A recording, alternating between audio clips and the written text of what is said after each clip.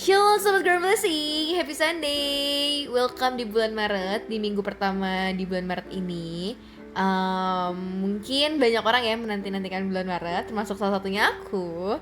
Karena bulan Maret adalah bulan yang spesial buat aku. Dan aku berharap di bulan Maret ini kita semua bisa mendapatkan sebuah berkat ya, kejadian yang luar biasa dari Tuhan. Baik yang itu sukacita ataupun enggak, tapi aku percaya itu semua indah di mata Tuhan. And then karena minggu lalu, udah 2 minggu yang lalu kita membicarakan mengenai bagaimana kita harus bersabar dan juga keluar dari zona nyaman. And then untuk win and wants itu kita membahas terlalu luas ya. Di minggu ini, di hari ini aku akan membahas mengenai waktunya Tuhan untuk hubungan kita.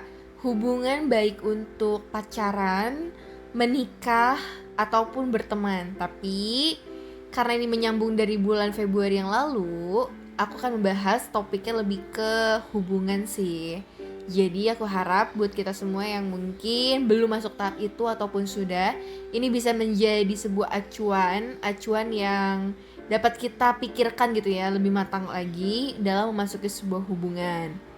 Jadi ada suatu ketika Tuhan tuh ngomong sama aku, kayak Tuhan bilang, Sar, kamu gak boleh terburu-buru dalam suatu hubungan. Kalau enggak, kamu akan menuju ke sebuah atau ke sesuatu yang salah, kesengsaraan gitu. Tapi sebagai manusia, kadang egoku tuh masih besar dan keinginan dagingku tuh masih besar banget. Kayak aku tahu itu Tuhan bilang, tapi aku tidak benar-benar mengiyakannya gitu. Dan ketika Tuhan mengucapkan kata itu pada aku, maka hal itu ya pasti ngagetin aku banget kan. Dan saat itu ya aku hanya ingin punya hubungan yang romantis, yang in the end tuh yang terakhir kalinya lah bisa ngebawa aku ke jenjang pernikahan sama orang yang bareng-bareng sama aku, berproses bareng sama aku. Dan aku merasa kesepian dan lelah untuk menunggu ya. Mungkin maksudnya dan kita pasti pernah merasakan titik dimana kita tuh capek untuk nunggu terus, capek untuk kayak kesepian, capek untuk berproses dari nol lagi. Pengennya tuh kayak yaudahlah yang mau sama gue, ayo aja gitu. Tapi kadang ini yang kita salah pahami mengenai timingnya.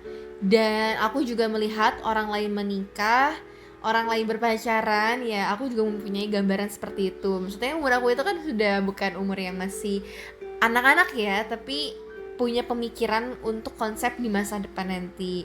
Dan rasanya tuh kayak aku tuh seolah-olah udah bersedia gitu, kayak nerima siapapun untuk bisa menjalin hubungan. Dan aku gak sadar bahwa hubungan terbaik yang aku miliki itu adalah hubungan dengan Tuhan.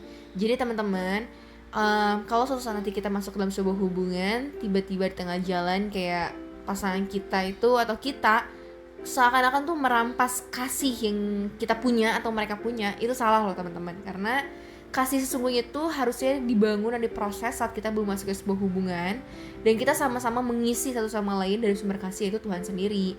Jadi jangan sampai kita saat masuk ke hubungan kita malah menarik dan menguras gitu ya, kayak akuarium. Aku punya akuarium, pasanganku punya akuarium, tapi aku gak ada airnya gitu. Cuma pasanganku tuh minta air dari aku, ya aku gak bisa ngasih. Sama dengan kasih itu sendiri. Jadi jangan sampai kita selalu dalam sebuah hubungan dan akhirnya hubungan itu akan berakhir dengan sebuah perceraian. Ya ini di luar dari background orang tua kita. Karena aku percaya dan yakin siapapun kita berasal dari keluarga manapun, kita tetap bisa memiliki pilihan kita sendiri, tanggung jawab kita sendiri kepada Tuhan. And then mari kita teman-teman untuk mengambil waktu untuk membiarkan Tuhan memulihkan kehidupan kita yang hancur. Dan sepanjang berjalannya waktu, kita akan memiliki pemulihan itu bersama-sama dengan Tuhan juga. Dan sekarang saat kita sudah memasuki tempat yang aman, mari kita mendorong diri kita juga sekali lagi untuk mengizinkan Tuhan masuk dalam diri kita. Dan jika kita mencoba untuk menyembuhkan diri kita yang hubungan rusak, atau jika kita mempercayai Tuhan untuk memperbaiki hubungan kita yang rusak, kita harus bisa menghormati prosesnya, teman-teman. Jadi jangan sampai kita tuh mengeluh, menggerutu sama Tuhan kayak, Tuhan please dong, kayak pulihkan aku. Tapi saat diproses sama Tuhan, kita tuh gak terima gitu loh. Biarkanlah Tuhan memulihkan kita. Tuhan dapat memperbaiki hubungan kita yang rusak. Tuhan tuh memiliki banyak cinta, kesabaran, dan kasih. Dan apapun rencana Tuhan, kita harus percaya bahwa masa penantian kita tuh gak akan pernah sia-sia. Nah, ini ada ayatnya, teman-teman. Kita buka sama-sama di Yeremia 29 ayat yang ke-11. Sebab aku ini mengetahui rancangan-rancangan apa yang ada padaku mengenai kamu, demikianlah firman Tuhan, yaitu rancangan damai sejahtera dan bukan rancangan kecelakaan, untuk memberikan kepadamu hari depan yang penuh harapan. Ayat 12-13-nya. Dan apabila kamu berseru dan datang untuk berdoa kepadaku, maka aku akan mendengarkan kamu.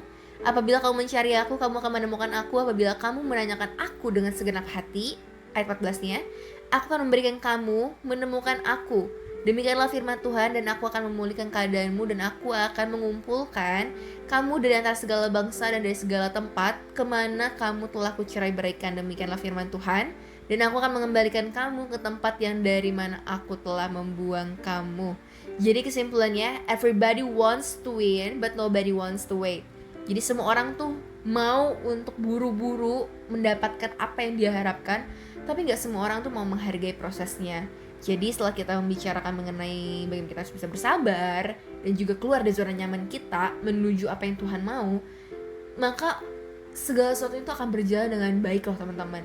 Tuhan tuh akan nge-fixing kayak kita punya permasalahan secara satu persatu. And then mengenai hubungan pun Tuhan tuh benar-benar memperhatikan kita secara detail. Jadi jangan pernah takut untuk keluar dari zona nyaman kita. Jangan pernah takut dan jangan pernah malas untuk menikmati setiap proses yang Tuhan berikan, baik itu menyenangkan ataupun enggak. Karena endingnya adalah itu akan menjadikan kita pribadi yang selalu next level, naik pangkat. Dan kita bisa memiliki karakter Kristus dalam kehidupan kita. So teman-teman, kita akan membahas mengenai 2 series lagi di 2 minggu ke depan.